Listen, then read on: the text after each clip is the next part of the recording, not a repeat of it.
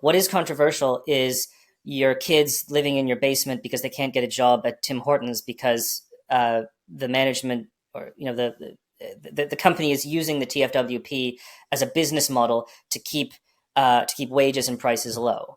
Canada has not had a growing population under its own power since the late 1950s. We nevertheless built a welfare state that was predicated on a population that would, for the most part, have more working-aged people than retired people. And let's have that hasn't been the case for quite some time.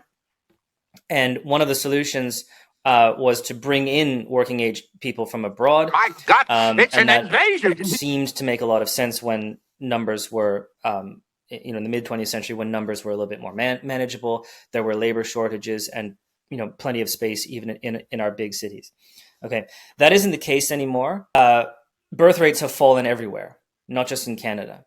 So we don't have we have an increasingly diminishing. We have a diminishing population abroad of young, well-educated persons to draw on to bring here. Okay, now that would ostensibly be the reason. Okay, that was ostensibly the reason to bring in people to work here, to contribute to the economy, and so forth. But that isn't what happened.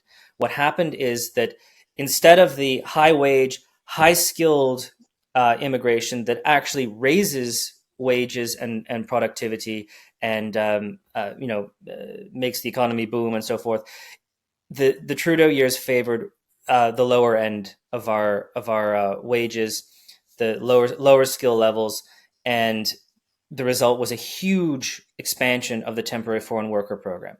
Okay, we're talking multiple millions. Okay, and especially in things like the service industry, or famously there's like the seasonal agricultural worker program. That's not really controversial. What is controversial is your kids living in your basement because they can't get a job at Tim Hortons because the management or the company is using the TFWP as a business model to keep wages and prices low.